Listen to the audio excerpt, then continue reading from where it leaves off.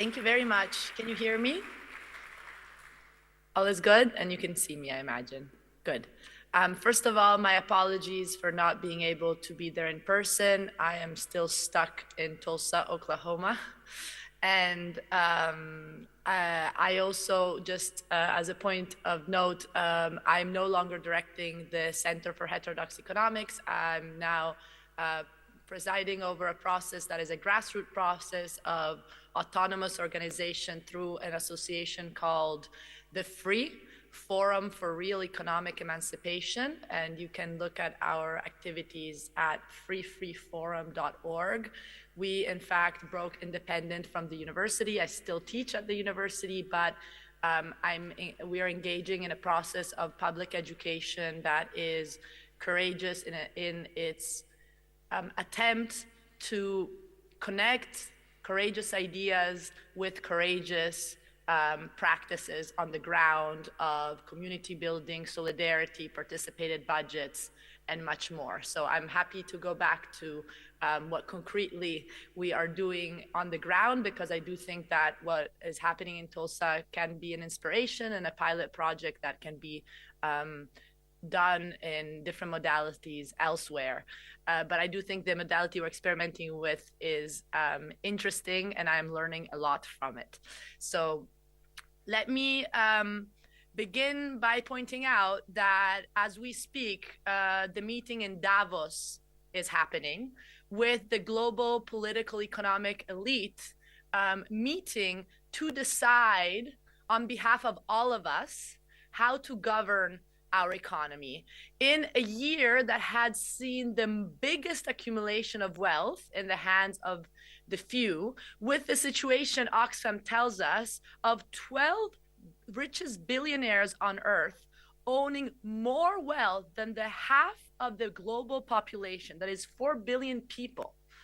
And the number of inequalities, both in each national context and globally, has never been so high. Piketty famously told us that it's highest than it was during the, just before the French Revolution. So a moment of indecent levels of accumulation at the top, while the majority constantly becomes more and more impoverished. We have, in fact, a quarter of the global population living with less than $3.65 a day. And in the United States, the number of working poor keep increasing. The data on homelessness in this country is striking. There are over 118,000 more homeless people in just 1 year in 2024. And this is, of course, the formal count that comes from official statistics, which is an undercount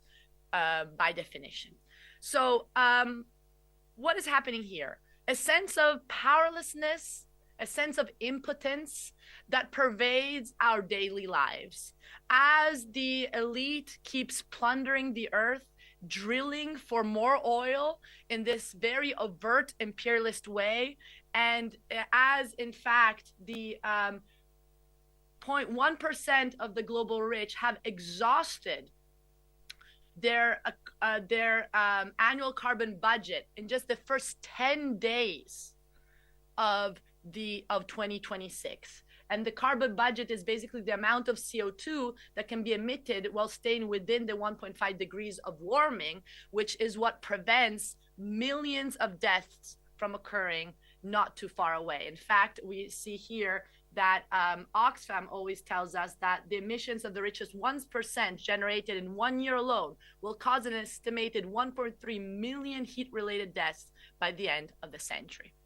As we speak, so we feel impotent also because we know our governments constantly finance, either directly or indirectly, genocides around the world, from the situation of Palestine that is really dire, with children freezing to death in the flooded tents in the middle of the winter, where no humanitarian aid can really enter the enclave, with Sudan, millions of displaced and killed.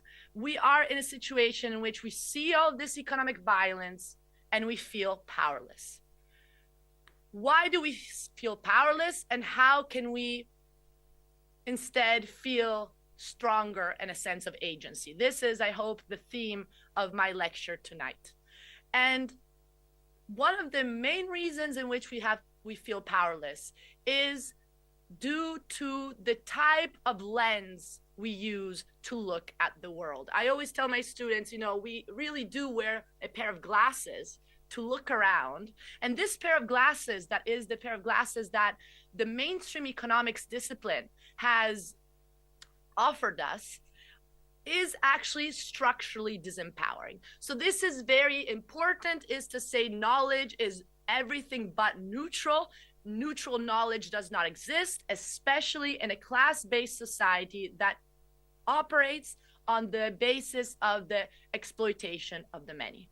So this framework, this approach to knowledge that has been conveyed by us if we go to school, to university, if we just hear the public debates about economics, is very, very dangerous because it keeps us silent. It keeps us consenting to the world that's literally destroying humanity. And again, I think what is important is to see the degree of violence our governments and people have accepted in looking at what is happening in Palestine as we speak. This is a microcosm of why we need a different lens, because otherwise we will all be Palestinians and we will all be destroyed by the forceful nature of capital accumulation that does not look in the eyes at anyone, but only focuses on the quest of profit and maximizing the utilities of the shareholders who have in fact celebrated as wars ramp up around the globe as we speak. Because war is bad for people, it's good for the economy. War is bad for the logic of need. It is especially important for the logic of profit because it's the way the state protects and stabilizes capital accumulation. Okay, so the need for a new lens. Tomorrow, which is the 22nd, my new book is coming out called Escape from Capitalism, Economics is Political and Other Liberating Truths, coming out with Penguin and in the United States with Simon & Schuster. This is a book that really aims at diffusing the ideas and principles I've developed in my historical research in the capital order, and is also the outcome of reflections that I've put together after having gone around now for 5 years giving lectures internationally on my book, The Capital Order. And it's a book that I hope really shakes us in thinking, well, if we do adopt a different lens that is courageous, we can indeed participate collectively to social transformation that is actually democratic. Because this is the main theme of this book and my work, is to say democracy and capitalism are structurally incompatible. Electoral democracy is a very superficial farce that hides what is most unique of our economic system, which is that is based on economic unfreedom. So the first myth that this book tries to really break away with is the myth of our economy embodied in the supposed free market as representing the best we can do as human beings. And this seems absurd given the level of brutality, violence, inequality, poverty around the world, but it's actually the framework mainstream economics uses and develops. Even economic historians who tell us what? Well, that capitalism is somehow a spontaneous result of the best and most intrinsic characteristics of human beings as those who are propense to truck and barter, as Adam Smith would put it, right? Our innate will to increase our utility and maximize our benefits. And how the market supposedly operates as the space in which, if we are rational and informed, we can in fact thrive to be the best of what humans can be. So this idea of breaking away with the fetters of, feudal guilds, the fetters of state legislation, to really be who we should be. Well, this is, of course, again, it sounds completely absurd if we look at reality, but indeed has informed the economics discipline, which is a discipline that is profoundly anti-historical. Economics is a discipline that repudiates history. And as I show in my work, this repudiation of a historical inquiry happens in a moment in which people after the First World War were really questioning those very historical institutions that are at the foundation of our capitalist economy. So in a moment in which, with the Great War, as I describe in my research, especially in the Capital Order, the economy had become denaturalized, meaning people were realizing that the status quo was not a spontaneous, progressive outcome of our innate instincts, but actually the enforced result of political power and exploitation. It is this historical moment that economics as a discipline diffuses the new framework that now all students have to learn, unfortunately, which is the neoclassical framework. The so-called marginalism, the turn to marginalism was a repudiation of historical analysis that problematized exactly what we need to go back to and see clearly.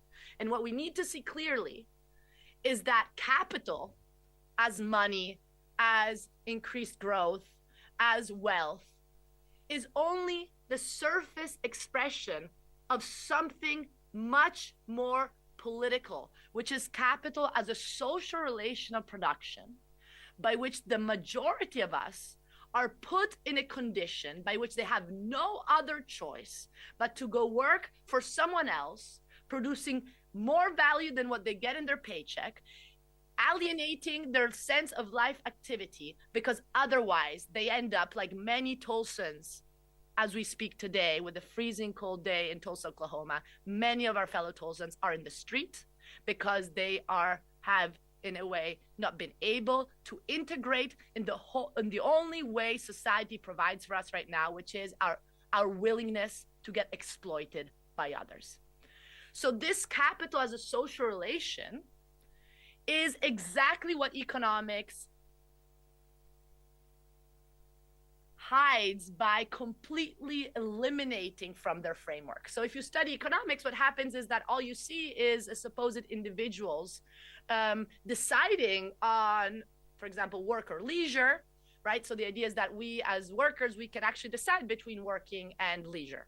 And it's our choice who we want to go work with, for, right? So this false idea of freedom is actually a way to completely avoid theorizing about the vertical relations of production that are the basis of our economy. And this is why, the reason why there's such accumulation of wealth at the top is structurally connected with the impoverishment at the bottom.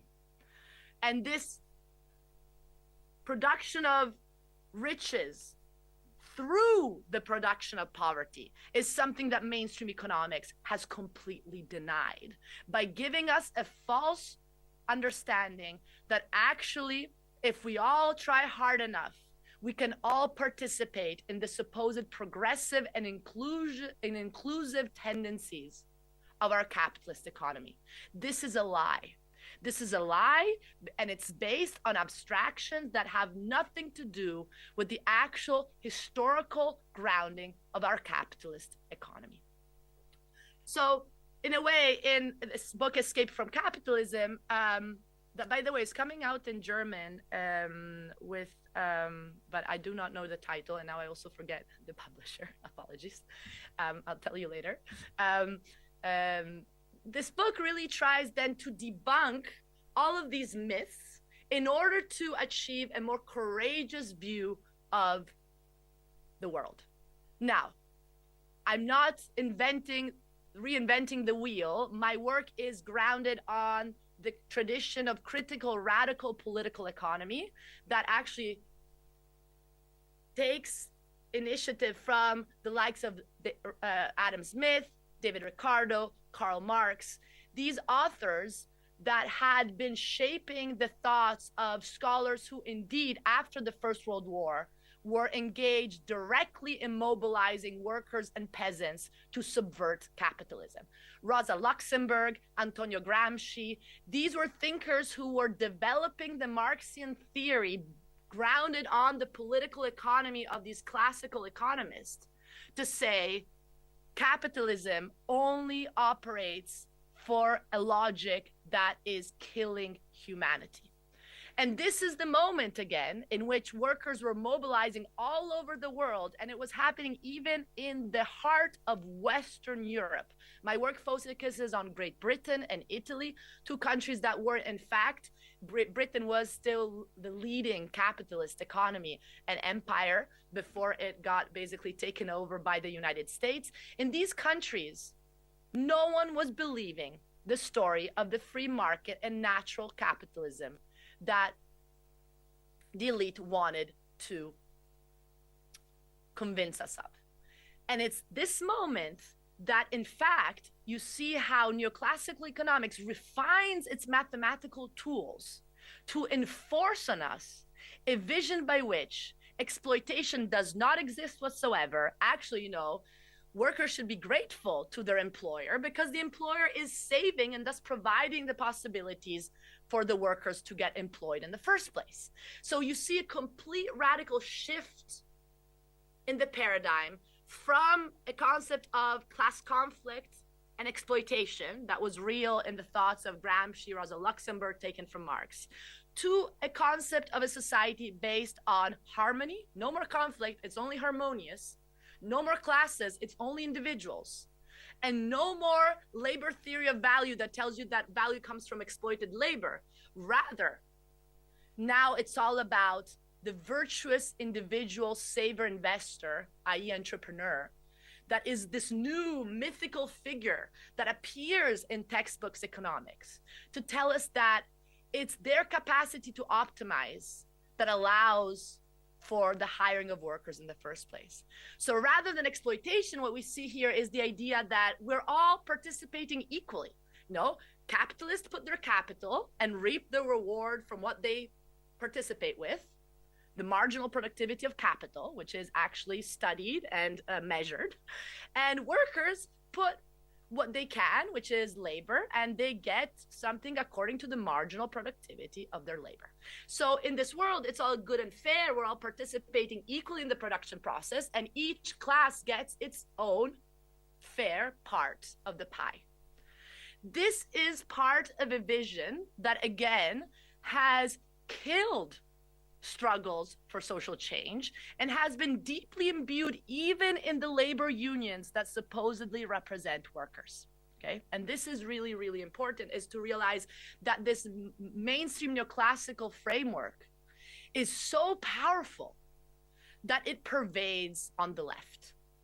And I'm working right now on a book about Keynesianism after the Second World War, which hopefully I'll have more time to do research on.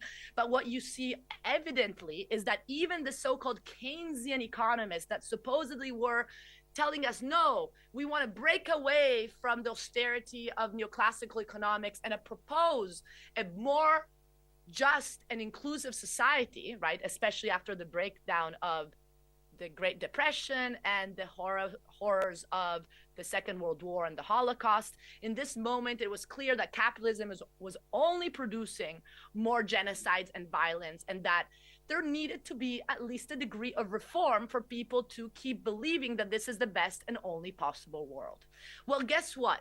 Even these Keynesian scholars were never able to break away from the most important disempowering elements of mainstream economics, namely doing away with the concept of exploitation. Keynesian economists do not problematize exploitation, and as I'm trying to show in my new research, this is why they're unable to break away from austerity themselves. Let me pause a minute because I've been bombarding you with a lot of loud voice and loud words. Okay. So we've debunked, hopefully we've debunked, or at least I gave you the curiosity to maybe go and read more about how we can debunk the myth of the mainstream myth of spontaneous markets, natural capitalism, which again is also in my new book. Now I would like to debunk another myth that has captured the left and the labor unions and thus is particularly problematic, which is the myth that, again, given that the markets are somehow spontaneous, there is a confrontation, a dichotomy, and a zero-sum game between the market and the state, as if the market and the state were two qualitatively different institutions that face one another, and the right is more for the market and the left is more for the state, and we are in this competition. Again, this is a lovely story that Keynesianism likes to embrace because it hides the unity between the market and the state. It hides the fact that actually all those economists favoring capitalism are not squaring with the fact that there would be no market without the heavy protection and political intervention that is very violent coming from state institutions, starting from the executive, so the governments in power, the legislative, the Supreme Courts, the police. Of course, in the United States right now, we're seeing the full brutality of the law and order, literally killing citizens. I don't know if you've been following, but it's quite atrocious. So this is the second myth that needs to be rethought. Markets and states are not in opposition. They work together, and there would be no market without the state, and vice versa. And I think the work of Grace Blakely that I've recently read, Vulture Capitalism, also translated in German, is another text that does a very good job at understanding this, the purpose and yet the dangers of this false dichotomy. In my own work, I've debunked this dichotomy by studying austerity policies. And this is what I would like to focus on a little bit now. Austerity policies, if understood through this courageous lens, shows you exactly that our economic system is actually quite the opposite of spontaneous. It's very fragile because it needs constant protection from the part of state institutions to make sure that the pillars of capitalism, especially wage labor, i.e. exploitation, and private command over investment, i.e. the fact that our decisions as to what to produce and why are really handled by very, very, very few people in a very, very anti-democratic manner. So austerity shows that economic policies are never neutral, just as economic ideas are never neutral. And I said, they emerge, the ones we study today, exactly in a moment in which people were raising up. And there was a need to shut them down by convincing them that they had no theoretical basis to ask for a different world. So too economic policies are classist in a capitalist state. And austerity measures are exactly this. Don't be fooled by the definition of austerity that you find in the encyclopedia if you Google it. Because that definition itself speaks to the dangers of how knowledge is used to deceive us. Austerity has nothing to do with the state cutting expenses and increasing taxes. This is the definition you find if you Google it. Guess what? This is the lens of the whole, the macro, the unity of the economy that is meant to make us distracted from what really matters, which is actually that it's not about whether the state spends or not. It's about where the state spends. It's about for who does the state spend? And guess what? You find out that austerity is very much compatible with the exceptional degrees of military expenditures and surveillance expenditures that is going on as we speak, not only in the United States, but in Germany and in Europe as well. We very well know that 2025 and 2026, the economic policies are going to be all about increasing our military expenditures while cutting, dismantling, and burying what is left of our welfare state. So social resources, housing, unemployment benefit, transport, education, healthcare are being curtailed, but the state is spending a lot of money. The debt is actually not diminishing. What is happening here is that austerity is doing what it's supposed to do, namely maintaining the majority of the working people disciplined through an increase of market dependence. And this is the very important point. Austerity is not irrational policies. And I really, really, really want to stress this because I'm fed up by a lot of supposed lefty economists that tell us, oh, you know, austerity is all about irrational policies by corrupt politicians. You can just, have capitalism without austerity if only they adopted rational economic measures. That's really, really a dangerous line because it idealizes a system that does not exist. You cannot have capitalism without austerity. I'm sorry, austerity and capitalism go hand in hand. And this has happened from the very beginning of our economic system, from when enclosures began in England in the 14 and 1500s. Okay, so this is the whole point, that austerity is structurally crucial for the maintenance of the capital order, exactly because it increases the market dependence of the majority. And by this, I simply mean that to survive, we need to have some money in our pockets because we lack any other form of self-sufficient means of survival. Thus, we need to pay our bills. We need to go find a job, which means that we need to subordinate ourselves to the capital order. So if you cut social expenditures, clearly this market dependence goes up, which is of course bad for us, bad for the logic of need, but the capitalist logic is the logic of profit. And it's actually very good for the logic of profit because there would be no profit without workers available to get exploited. So on the one hand, we have austerity stabilizing the fundamental pillar of capitalism, wage labor. On the other, austerity is also stabilizing the pillar of private command over investment because it protects, it incentivizes, it de-risks private investors, right? Again, military expenditures is a great way to boost economic growth while avoiding empowering workers through social measures. Social measures would empower workers to have more space to organize, to have more space to ask for more, and this is very dangerous for a system that is based on political oppression. So austerity is needed to maintain the class balance that is favorable to this economic system. It's not irrational. Again, it's irrational for us. It's not irrational for the system. So let's drop the vision of the whole. That makes no sense in capitalism, okay? So this is important. So austerity is not about just the state cutting expenditures. It's again where the state spends, and that's why in Germany, there's a lot of discussion about, hey, have we entered a new phase of military Keynesianism?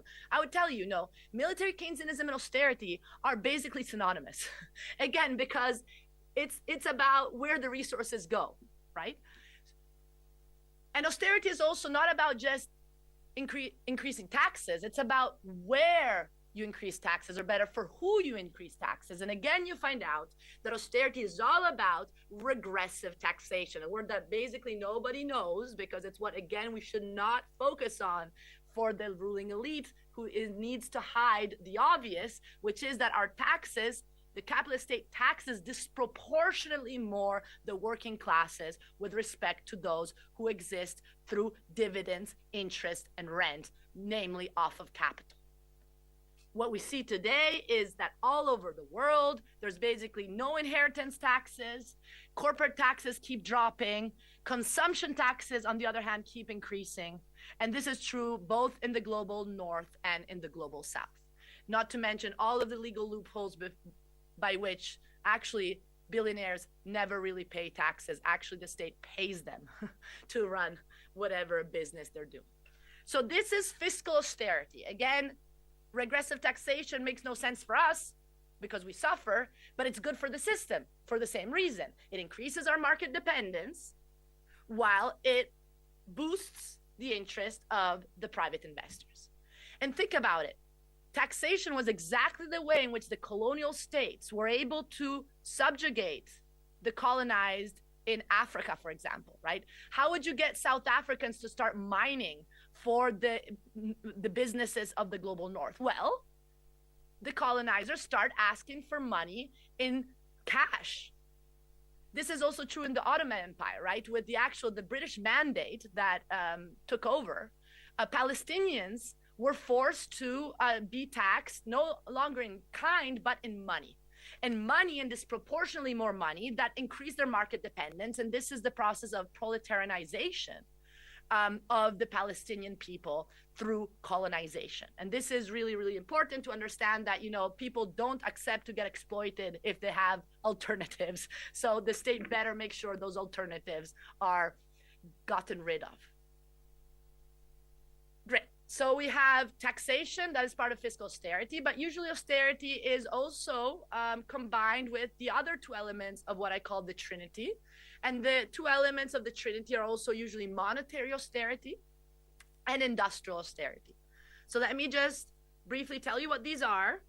And I will do so in a less abstract way to not bore you by contextualizing what happened in Great Britain, the period I studied after the Great War. As I told you, that was the moment of the greatest mobilization of the British working class in history. Okay, it was called the Strikeomania. The Times, the British Times, and was writing. If you go read the newspaper of those years, they were terrified. The bourgeoisie was convinced capitalism was over. Everyone was hanging on, clutching on to say, well, what is this different world going to look like? Well, it's in this historical moment that the Bank of England, that was risking to get nationalized, hinge upon its independence. And this is very important. The affirmation of central bank independence and technocracy is a fundamental element in the austerity rhetoric that we are internalizing. Leave it to the experts. The experts know better. Leave it to them. There's inflation. Oh no, there's inflation. How scary. Leave it to the expert. They will solve inflation for us. Well, guess how the experts solve inflation? They increase interest rates, meaning that money becomes more expensive to borrow.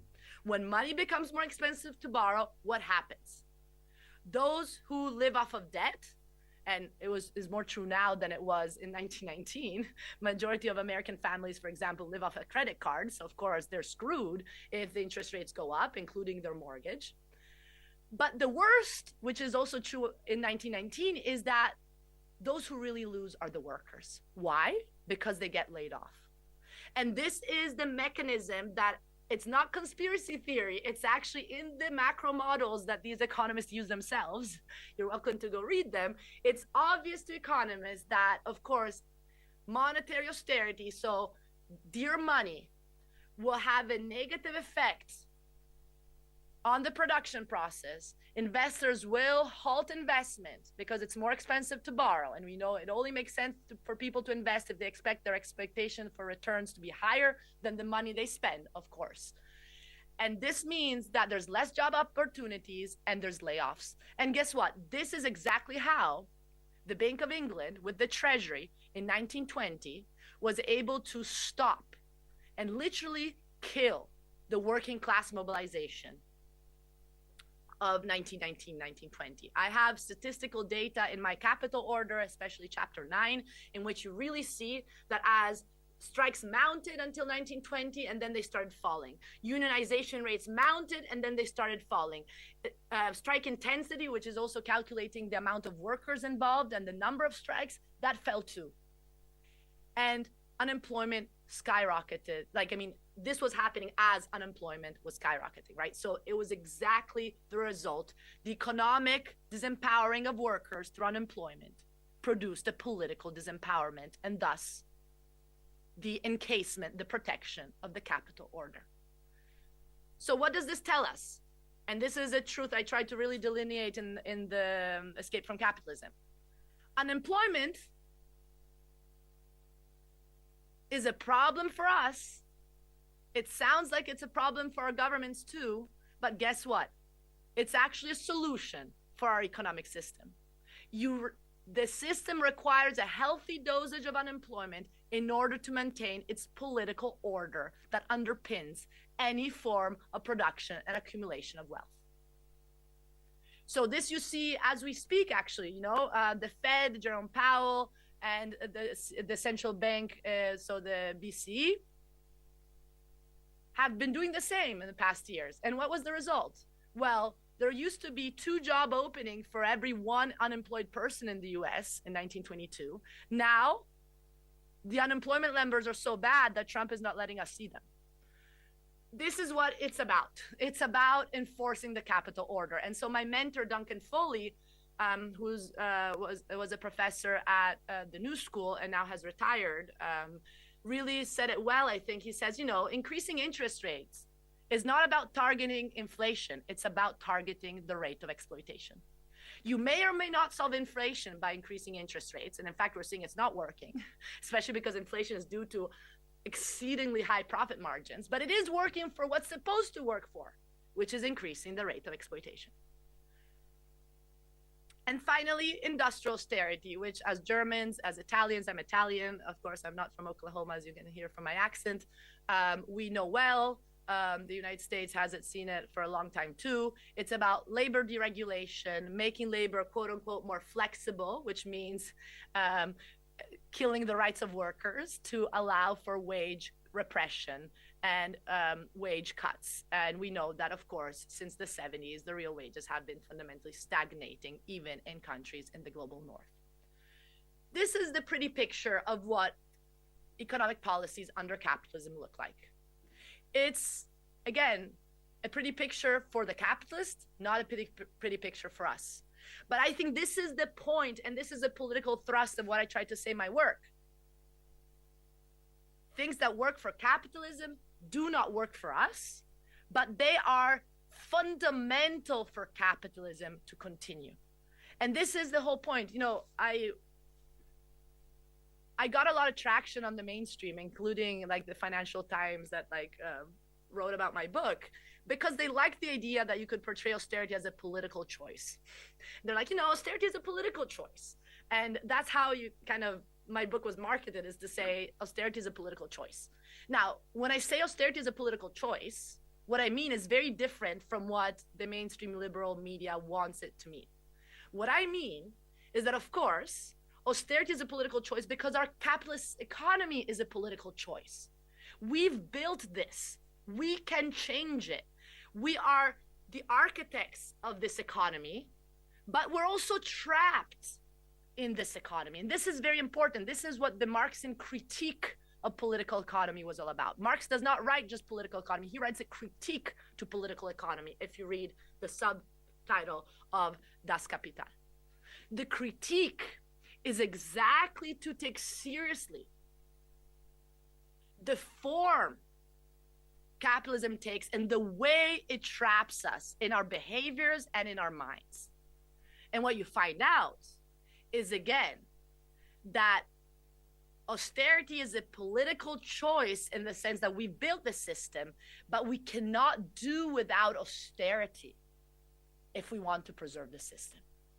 And this is very important. Austerity is not irrational. And this is where, I want to make a difference with my liberal colleagues. They like the idea of political choice because it sounds like you can have a capitalist state and capitalism without austerity, right? You can have this humane capitalism that supposedly can be green, can be more equal, can just be the best, the Western's best project to defeat all of the terrible terrorist and barbaric traditions also of other parts of the globe, right? That this is the colonial mindset that started from the very Enlightenment period to depict us as those who had the solution for the best possible society.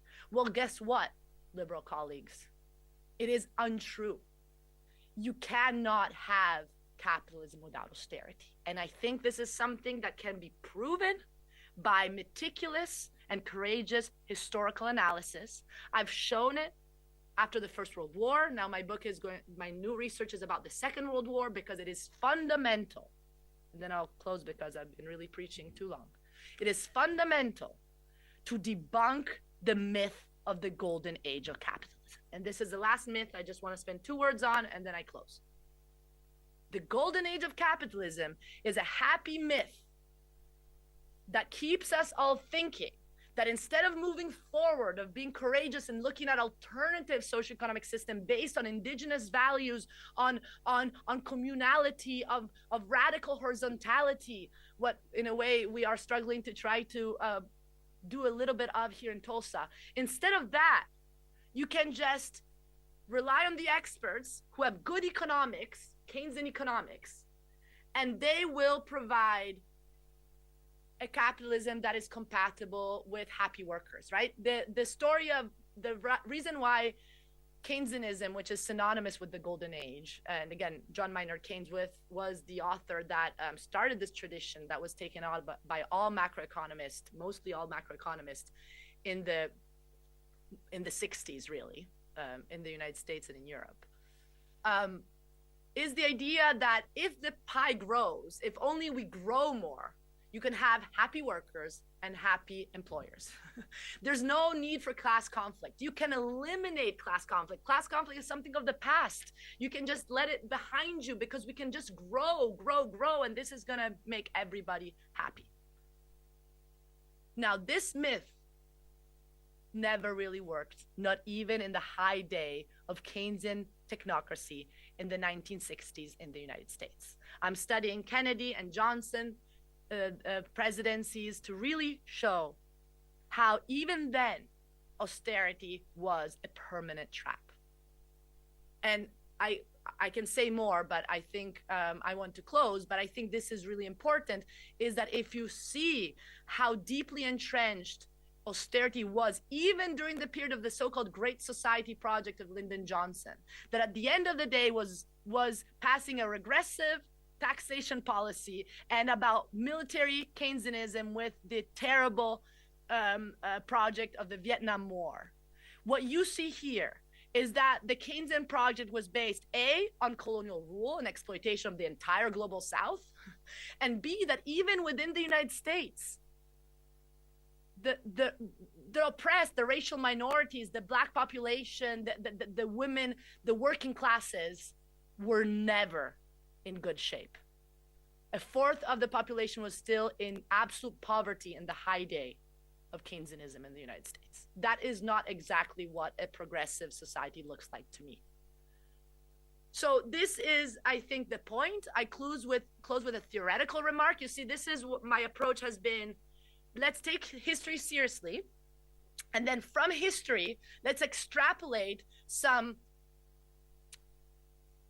tendencies, right? And this is why Marx talks about tendencies. Historical tendencies are not deterministic. There's nothing deterministic. I hope this is the empowering message you get from the book, that we're not in a deterministic economy. It's a political economy, which means that we count much more than we think we do, because we can change the social relations. So in this way, what you see is that if you look at history and then try to figure out some tendencies that describe our capitalist economy, the tendency you come out with is the fact that social redistribution, welfare state is incompatible structurally with capitalism. And so is real democracy. So we need to be right now, as the ecology collapses, as genocides continue, as inequality has never been so high, as suffering all over the place is extreme. We need right now to stop fooling ourselves, use a different lens, a lens that is empowering and can actually show a different world. And through that, we can then help the movements that are already on the ground working for a better world. To conclude, academics need to be very aware of their positionality. It's not through ideas that the world is changed. It's through actual participation and struggle, and courageous one. You know, people risk their lives all over the place for liberation against colonization, liberation against plunder of corporations. So many indigenous people lose their lives protecting the commons, the land that is constantly taken away from them. This courage is a courage that requires militancy and struggle. So academics have to help by participating in the struggle, and as Gramsci put it, accelerating the processes that are already on the ground. So it's not that academics have the power to change things from the abstract, from their armchair. They can only have good intuitions if they participate, and these intuitions help because they accelerate things that are already happening, because people are aware that capitalism is no longer viable for humanity if we want to survive in the next years. Thank you so much for listening to me. I hope it wasn't too much, and I'm here to answer questions, and happy to have a conversation. Also, critical questions are welcome.